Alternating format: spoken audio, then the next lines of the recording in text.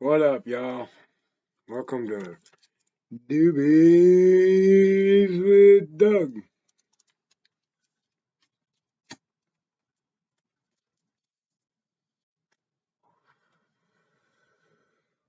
Those of you who stumbled upon this channel accidentally may be surprised at the fact this entire channel is about me recording myself smoking doobies and talking shit.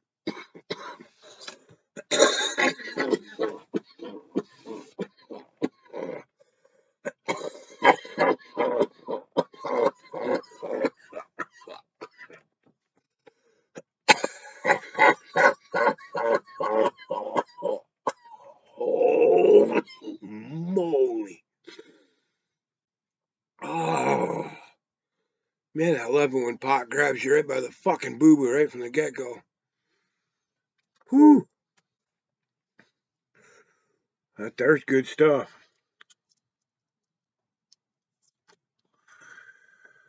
I was in the dispensary one day, and they had uh, a year ago 420, and they had a special on Gorilla Glue. So I bought an ounce of it.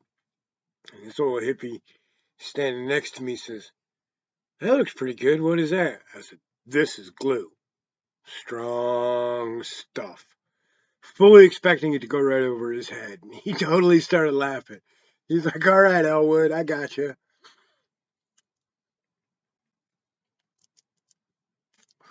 It's a line from the Blues Brothers. In my opinion, one of the only movies worth watching. It definitely only one of the movies worth watching more than once. For real.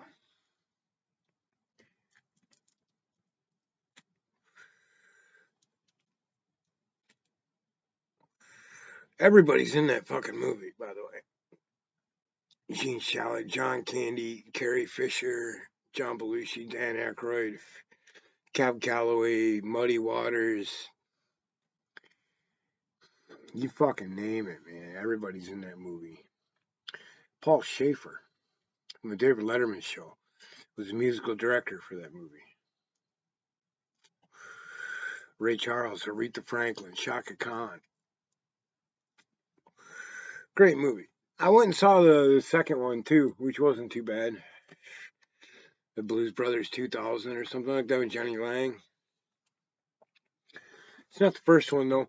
As far as movies go, there's very few of them I'm going to watch more than once. I've seen Blues Brothers roughly 50 times, and because my nephews all really liked it, and every kid I've ever met really liked it, and I much prefer it to Barney or fucking any of that other stupid shit. I've seen is a strong word. I've been in the presence of the Yellow Submarine movie thousands of fucking times while it played. I know it by heart. Oh, it's got a hole in my pocket. Um, yeah, there's something lacking in my imagination when it comes to movies. And the God's honest truth is, I'm almost never going to be able to watch movies with people in the room. I get bored. I would rather have a conversation with the person next to me than watch a movie. I get more out of it.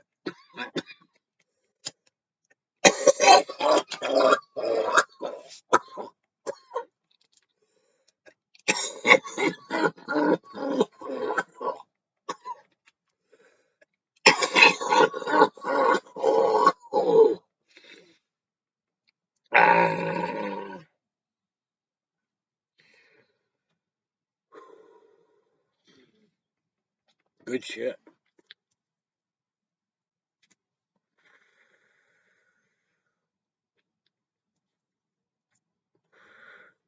So I heard some dude bum rush Dave Chappelle on stage.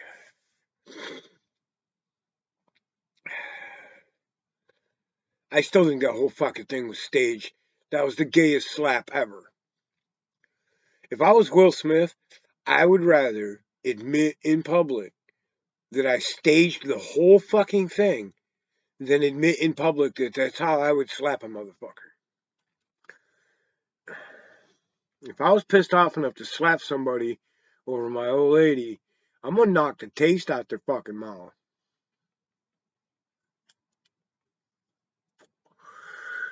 Then he's all trying to act hard and shit. Leave my wife's name out your motherfucking mouth.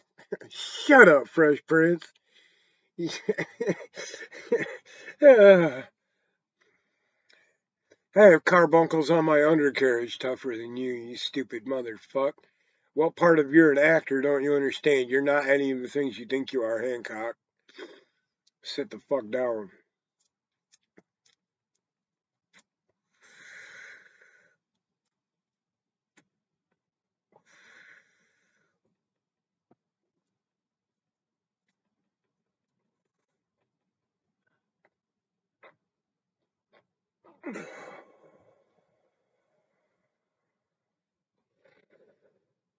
Good stuff. Not that I can act surprised. I haven't done fucking shit all fucking day. Sat here playing guitar, playing the flute. My back hurt all day. Went for a walk a couple times. Let's see what I found. I went to an area where I don't usually even think about agates and found two of them. I don't know if that'll work. This one's probably one of the craziest ones I've ever found. And that color isn't really coming through on there, but it's a reddish, but it's also got some brownish to it, almost like a root beer colored. And just some crazy lacing in it. And then another more typical, just slightly red, yellow agate. A lot of nice banding in it that you can see in the sunshine. They're both fairly good size. And I found them up on the top edge of a cliff, probably 200 feet from the beach, or 200 feet up from the beach, on the bottom of the cliff.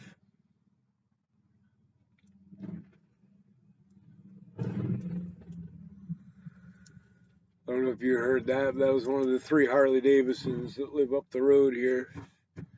Old bikers. They're pretty cool folks. Keep to themselves. Kind of people I like.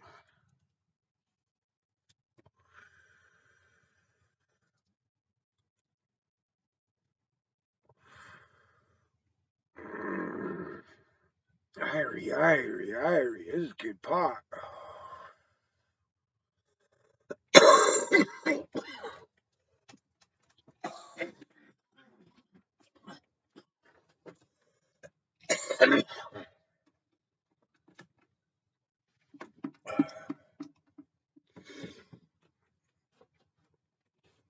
Oh. Oh, boy. Oh.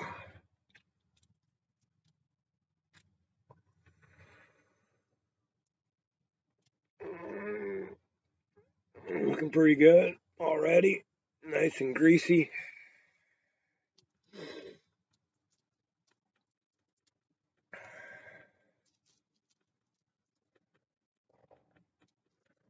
And a lot of people that I've smoked pot with, and this is a very small, tiny, little, minuscule thing, but this is how I make the end of my joints. Okay? I kind of flatten them off. They're flattened on the end. They're not tapered. And then I puff on it. You see, and sometimes when you puff on it, it loosens that up, and I just push it back down. But sometimes I hand my joint to somebody, and when I get it back, it looks like that.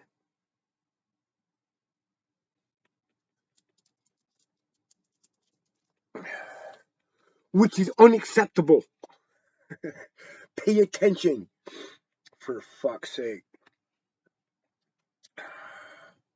Rochicoclipicus. That's right up there with people that will fucking grab a half a joint from you and then canoe the whole thing. That's another one of my favorites.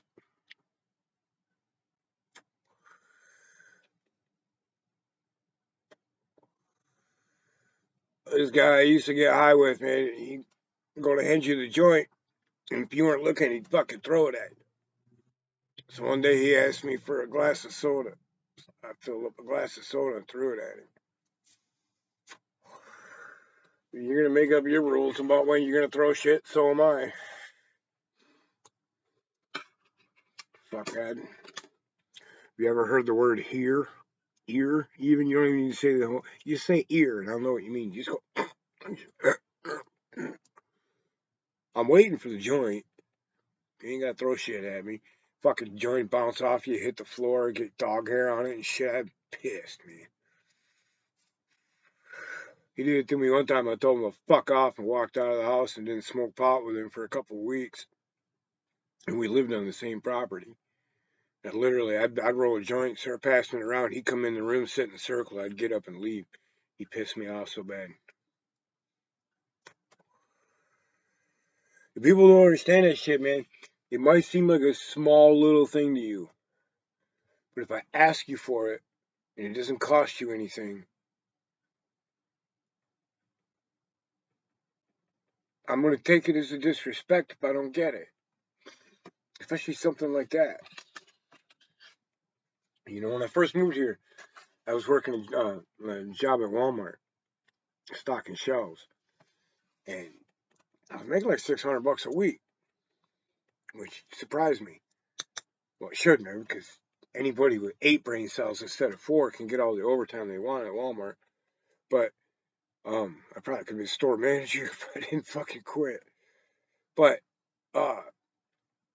I was paying my landlord for the use of her car, and my buddy who also lived on the property was coming to get me after work, so I didn't have to walk home from work.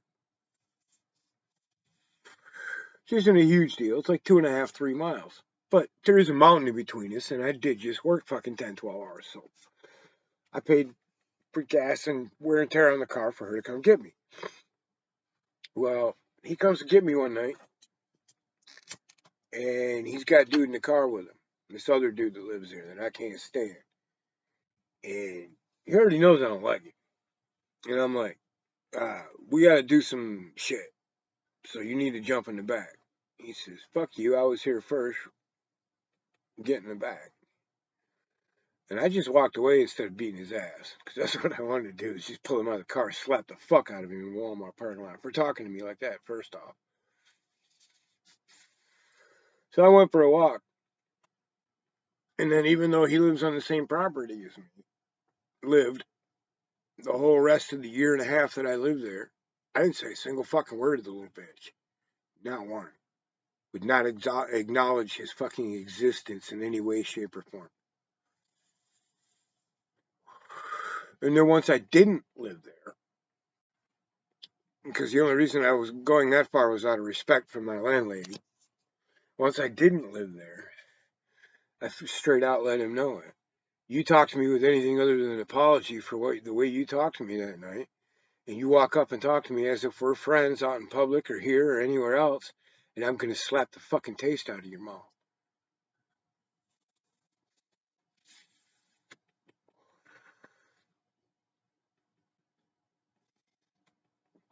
So that's the kind of person I am. You fucking, I don't, you screw me once, fuck you, asshole.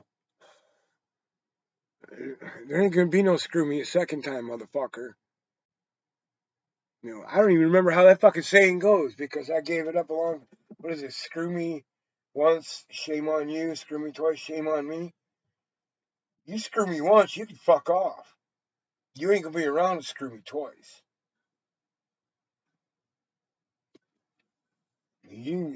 If you don't know me, you better ask somebody that does know me. I see you doing something I find reprehensible. that will not accept. I'm going to call you the fuck out on it, and that's the last time we're going to converse until you fix it. Straight the fuck up. Back in the day, me and my buddy Chaz had to go confiscate somebody's fucking comic book collection because they were smoking crack. And the comic book collection was a joint effort, and they couldn't be held responsible for having it while having a crack addiction, because many of them were worth a lot of money. But we all sat around with white gloves on reading fucking Fabulous Furry Freak Brothers and all kinds of shit. For months. Till he got over the fucking crack deal.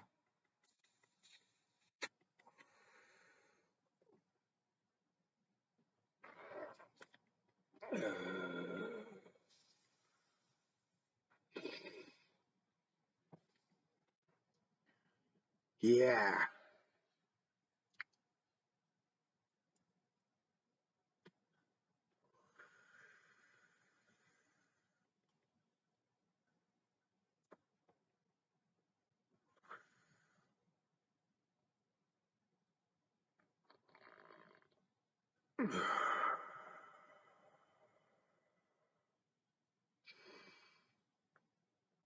It's just the way I'm wired. I wouldn't murder somebody for being a murderer, but I wouldn't necessarily throw him a rope either.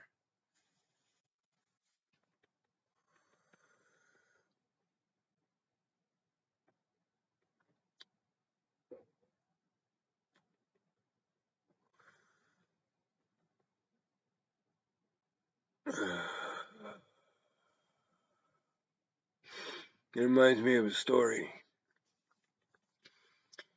Guy got arrested, and in the process of getting arrested, he fought with the cops,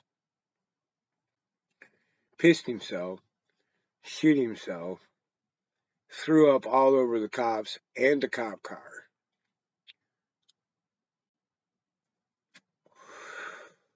So when they brought him in,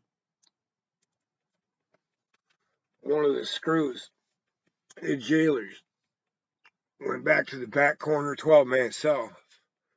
And I heard him. He said, "Hey, we're bringing a homeboy in for you." That's all he said. And down south, they know what that means. That means he's a child molester.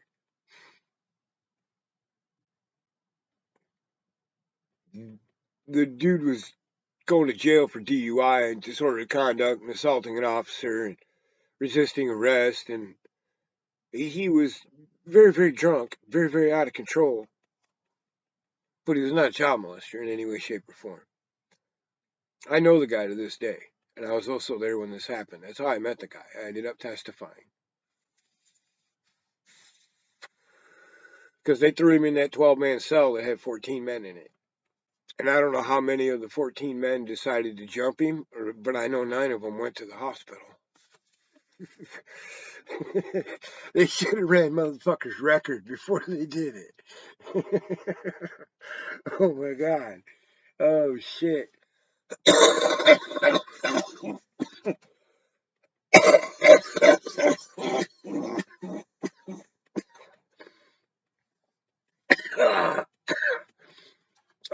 Guy was a Vietnam vet and trained middleweight and light heavyweight boxers for the Olympic team for 25 years before he developed an alcohol and methamphetamine problem.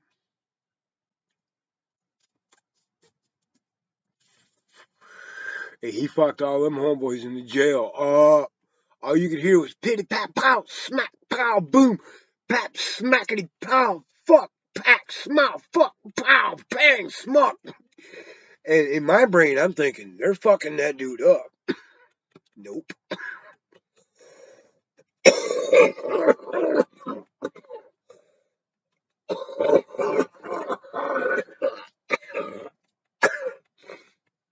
So they ended up tear gassing and macing the whole fucking cell, tasing the shit out of everybody, throwing everybody in the fucking different holes that they could. And they had 4 dudes that weren't, they said they weren't involved. I don't know.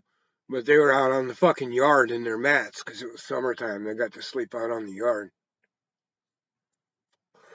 which is just like a little fucking square fence area with a roof, completely fenced in, 360 fence.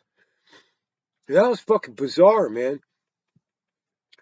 And then, like 2 months later, the judge for that courtroom, for that, I don't think it was the city judge. I think it was the circuit court judge.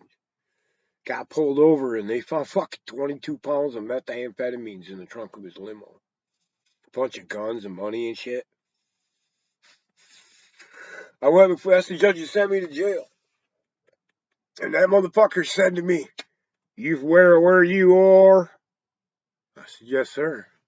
He said, "Did you notice the first three letters when you came into this county? They're L-A-W, law, Lawrenceburg."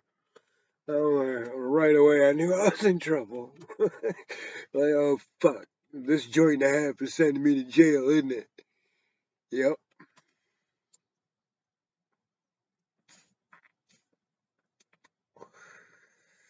Motherfucker.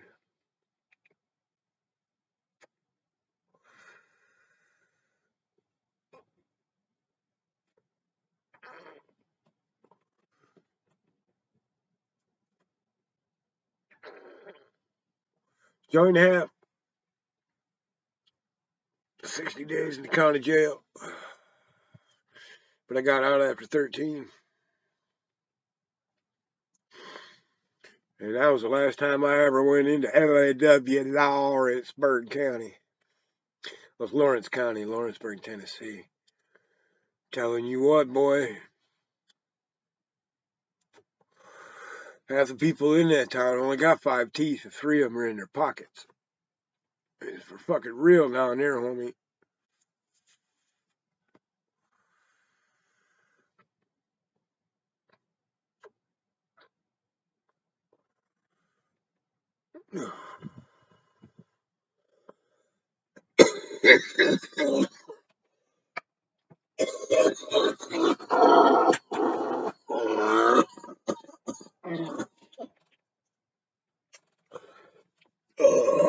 Oh, shit. Nasty.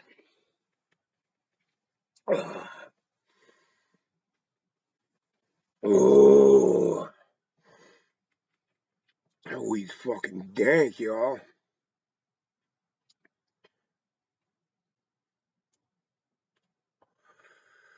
And it's about history. Which probably means I'm gonna roll up another one. And, watch me some videos. Maybe shoot some pool. This has been Doobies. Oh, it's Doug. Peace out, y'all.